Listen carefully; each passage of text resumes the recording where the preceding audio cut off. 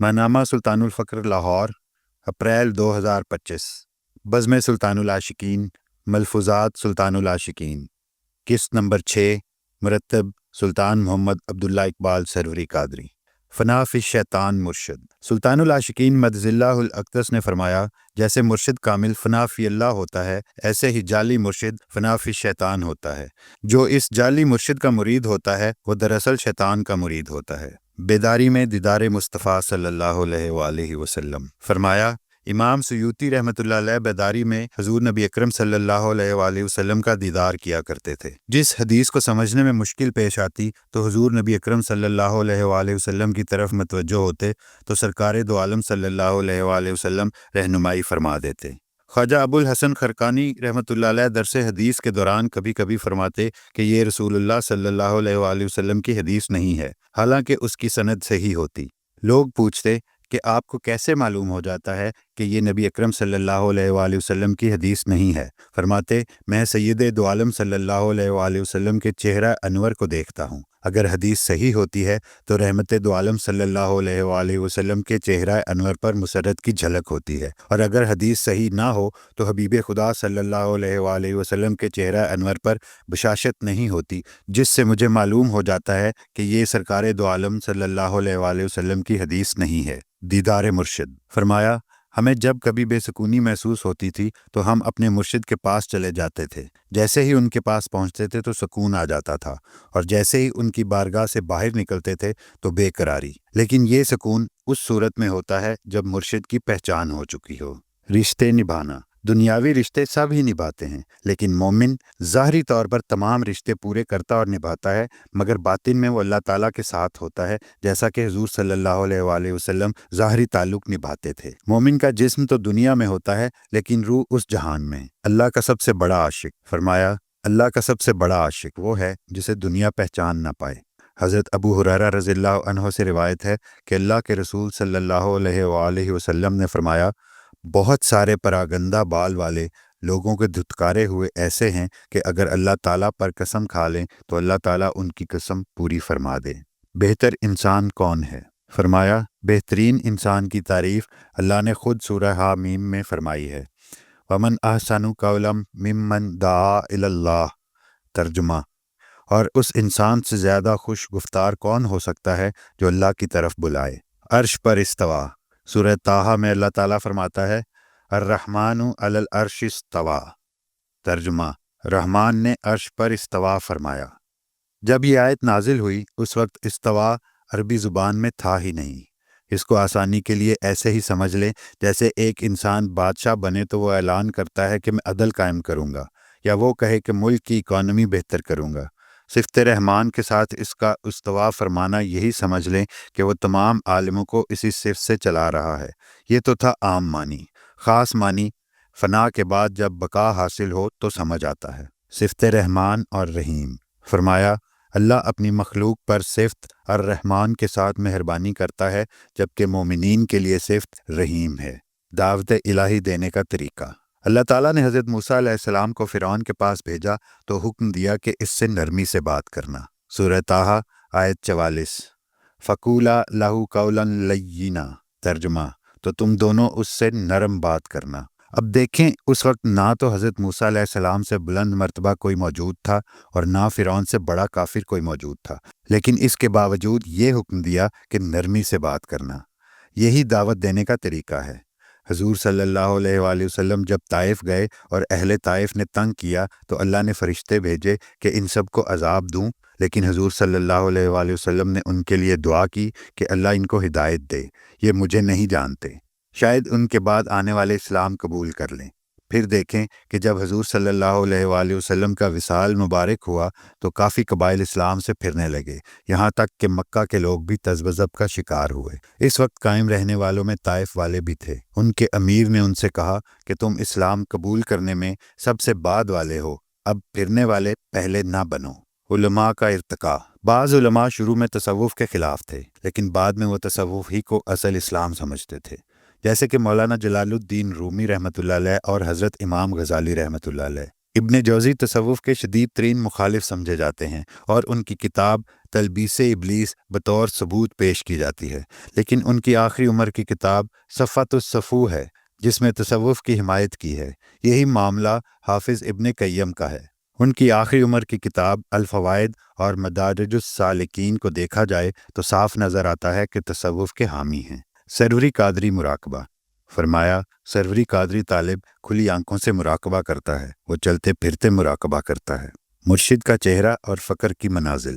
فرمایا طالب مولا مرشد کے چہرے سے جان لیتا ہے کہ مرشد کیا چاہتا ہے۔ مرشد کا چہرہ کھلی کتاب کی طرح ہے جس میں سب درج ہے۔ مرشد کا کسی طرف دیکھنا بھی بغیر ارادہ نہیں ہوتا۔ طالب مرشد کے چہرے میں ہی مشغول رہتا ہے اور اسے تمام منازل مرشد کے چہرے سے حاصل ہوتی ہیں۔ مرشد کی پسند اس کی پسند ہوتی ہے اور مرشد کی ناپسندیدگی اس کی ناپسندیدگی ہوتی ہے۔ اس کی توجہ ہر لمحہ مرشد پر رہتی ہے۔ اس طرح وہ اپنے اندر مرشد کے خیال کے علاوہ کسی خیال کو جگہ نہیں دیتا۔ مرشد کی طرف مسلسل توجہ نہ رکھنا سب برائیوں کی جڑ ہے۔ آسان اور مشکل زندگی۔ فرمایا اگر اللہ پر توکل ہو تو یہ زندگی بہت آسان ہے، اور اگر نہ ہو تو یہی زندگی بہت مشکل ہے۔ انسان کا مقام۔ حضرت جبرائیل علیہ السلام کی طاقت کا اندازہ کریں کہ جنہوں نے قوم لوط کی بستیوں کو اپنے پروں پر رکھ کر اوپر اٹھایا، یہاں تک کہ ان لوگوں کے مرغوں کی بانگ اور کتوں کے بھونکنے کی آواز فرشتوں نے سنی، پھر ان بستیوں کو نیچے پھینک دیا۔ قوم سمود بھرپور قوت کے باوجود حضرت جبرائیل علیہ السلام کی ایک ہی چیخ سے ہلاک ہو گئی، لیکن جب ان سے کہا گیا کہ انسان کی حدود یعنی لاہوت میں داخل ہوں تو کہا اس کی طاقت نہیں رکھتا۔ سب سے بڑی دعا۔ ایک بار نماز مغرب کے بعد آپ مجد اللہ الاقدس نے پوچھا بتاؤ سب سے بڑی دعا کون سی ہے؟ سب خاموش رہے۔ فرمایا حضور صلی اللہ علیہ وآلہ وسلم کی امت کے لیے بخشش کی دعا کرنا۔ اس دعا کی وجہ سے بہت لوگوں کو ولایت ملی ہے، اس لیے یہ دعا ہمیشہ کرتے رہنا چاہیے۔ جادوگر کی تہمت۔ سلطان العاشقین مجد اللہ الاقدس کی بیعت کرتے ہی لوگوں کے دل بدل جاتے ہیں۔ یہ بات اتنی عام ہو گئی کہ لوگوں نے تہمت لگائی کہ آپ معاذ اللہ جادو کرتے ہیں۔ جب ظاہر میں بات آپ مجد اللہ الاقدس تک پہنچی تو فرمایا جب تک جادوگر نہ کہلایا جائے اس کا مطلب کامیابی حاصل نہیں ہوئی۔ صوفیاء کاملین کے پاس وہی فیض ہوتا ہے جس سے حضور صلی اللہ علیہ وآلہ وسلم پر جادوگر کی تہمت لگائی گئی۔ تبلیغی دورے۔ سلطان العاشقین مجد اللہ الاقدس پورے پاکستان کے دورے فرماتے ہیں اور جگہ جگہ جا کر اس میں لذات کی دعوت دیتے۔ آپ مجد اللہ الاقدس کی ترتیب یہ ہوتی کہ جدھر جانا ہوتا وہاں شعبہ دعوت و تبلیغ کی ٹیم 1 یا 2 ہفتہ پہلے بھیج دی جاتی۔ مریدین کی کثیر تعداد آپ مجد اللہ الاقدس کے ہمراہ ہوتی۔ ایک موقع پر سندھ گئے ہوئے تھے تو ایک مرید کو خدشہ ہوا کہ ہر روز اتنے حادثے ہوتے ہیں، اللہ بچائے کوئی حادثہ نہ ہو جائے۔ یہ بات اس نے کسی کو بتائی نہیں۔ آپ مجد اللہ الاقدس نے اس شام جب سب مریدین آپ مجد اللہ الاقدس کی صحبت میں بیٹھے تو فرمایا ہمارا کام صرف یہ نہیں کہ آپ لوگوں کو گھر سے لے آئیں، بلکہ گھر تک واپس خیر و عافیت سے پہنچانا بھی ہماری ذمہ داری ہے۔ تبلیغ کا مقصد۔ ایک مرتبہ 2013 میں احمد پور شرقیہ میں سلطان العاشقین مجد اللہ الاقدس نے فرمایا جب ہم مریدین کے ساتھ تبلیغ پر نکلتے ہیں تو اس کے 4 مقصد ہوتے ہیں۔ اول اس میں اللہ ذات کا فیض عام کرنا، دوم صحبت سے مریدین کی تربیت کرنا، سوم دنیا سے تعلق توڑنا کیونکہ طالب سب کچھ چھوڑ کر دورے پر نکل آتا ہے۔ اس کے بعد فرمایا چوتھا مقصد آپ کو پھر کبھی بتائیں گے، در در سے بھیک مانگنا۔ ایک دفعہ تبلیغی دورے پر خوشاب گئے ہوئے تھے تو فرمایا ہم تو در در جا کر بھیک مانگتے ہیں کہ اللہ کی طرف آ جاؤ۔ سلطان العارفین حضرت سخی سلطان باہو رحمۃ اللہ علیہ فرماتے ہیں میں در در پر جا کر اپنے نفس کو اللہ کے لیے ذلیل کرتا ہوں۔ بحوالہ نور الہدا کلاں۔ جو کچھ ملا ڈیوٹی سے ملا۔ فرمایا ہمیں جو کچھ ملا ہے ڈیوٹی سے ملا ہے۔ جیسے انسان نماز پڑھتا ہے اور توجہ اللہ کی طرف رہتی ہے تو ہی نماز قبول ہوتی ہے۔ لا صلاۃ الا بحضور القلب۔ ترجمہ حضور قلب کے بغیر نماز نہیں۔ اسی طرح جب طالب مرشد کی دی ہوئی ڈیوٹی کرے تو توجہ مرشد کی طرف رہنا ضروری ہے، تبھی طالب کو مرشد خود باطن میں ڈیوٹی مکمل کرنے کی ہمت اور استقامت عطا کرتا ہے، ڈیوٹی کرنے کا طریقہ بتاتا ہے اور ڈیوٹی کے بعد اس کو فخر و غرور سے بچاتا ہے۔ کفر کے فتوے سے بچو۔ فرمایا آج کل تو بہت آسانی سے حضور صلی اللہ علیہ وآلہ وسلم کی امت کو لوگ کافر قرار دے دیتے ہیں۔ یاد رکھیں کہ حضور صلی اللہ علیہ وآلہ وسلم کی حدیث ہے کہ جس شخص نے اپنے مسلمان بھائی کو کافر کہا تو ان دونوں میں سے ایک پر کفر لوٹ گیا، یعنی یا تو کہنے والا خود کافر ہو گیا یا وہ شخص جس کو اس نے کافر کہا۔ بحوالہ بخاری و مسلم۔ اللہ نے مارا ہے۔ ایک شخص دوڑتا ہوا حضرت عمر رضی اللہ عنہ کے پاس آیا اور شکایت کی، مجھے حضرت علی رضی اللہ عنہ نے مارا ہے۔ عمر رضی اللہ تعالیٰ عنہ نے کہا، جاؤ، بے شک اللہ کی آنکھ نے تجھے دیکھا اور تجھے اللہ کے ہاتھ نے مارا۔ دیدار الہی۔ فرمایا، سیدنا غوث العظم رضی اللہ تعالیٰ عنہ فرماتے ہیں، صاحب یقین طالب کے لیے 2 ظاہری اور 2 باطنی آنکھیں ہیں۔ پس وہ ظاہری آنکھوں سے زمین پر بسنے والی مخلوق کو دیکھتا ہے اور باطنی آنکھوں سے آسمان پر بسنے والی مخلوق کو دیکھتا ہے۔ اس کے بعد اس کے دل سے تمام پردے اٹھا دیے جاتے ہیں، پس وہ اللہ تعالیٰ کی ذات اقدس کو بلا شبہ و بلا کیف دیکھتا ہے، پس وہ مقرب و محبوب خدا بن جاتا ہے۔ بحوالہ الفتح ربانی۔ عشق نہیں، رضا مانگو۔ اللہ سے اس کا عشق نہیں مانگنا چاہیے بلکہ اس کی رضا مانگنی چاہیے۔ انسان میں اللہ کے عشق کی طاقت نہیں۔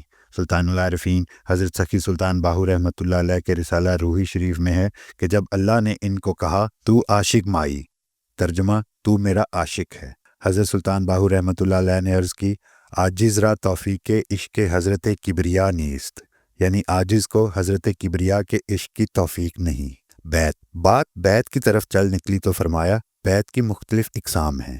بیت اسلام قبول کرتے وقت لی جاتی تھی۔ یہ بیت اس وقت ختم ہوئی جب خلفائے راشدین کے دور میں فتوحات ہونے لگیں اور کثیر تعداد میں لوگ مسلمان ہونے لگے۔ یہ فرق مٹ گیا کہ کون خلوص کے ساتھ مسلمان ہو رہا ہے اور کون ڈر سے۔ بیت خلافت خلیفہ بننے کے وقت لی جاتی تھی۔ بیت اسلام تو ختم ہو گئی، لیکن یہ بیت خلفائے راشدین کے دور میں لی جاتی تھی۔ جب خلفائے راشدین کے بعد ملوکیت یا بادشاہت آ گئی، حضرت امام حسن رضی اللہ عنہ کے بعد بنو امیہ کی بادشاہت آ گئی اور ان کے بعد بنو عباس کی بادشاہت آ گئی تو وہ بھی بیت لینے لگے، لیکن بنو عباس کے آخری دور میں یہ بیت بھی ختم ہو گئی تھی کہ اب کیا ضرورت ہے، جو تخت پر بیٹھ گیا سو بیٹھ گیا۔ بنو امیہ اور بنو عباس کے بادشاہوں کے نام کے ساتھ خلیفہ لکھا جاتا ہے، جبکہ اصل میں بادشاہ ہی تھے۔ بیت جہاد، ایک بیت جہاد ہے جو حضور صلی اللہ علیہ وآلہ وسلم جہاد کے وقت لیا کرتے تھے۔ بیت توبہ و تقوی، ایک بیت ہے توبہ و تقوی۔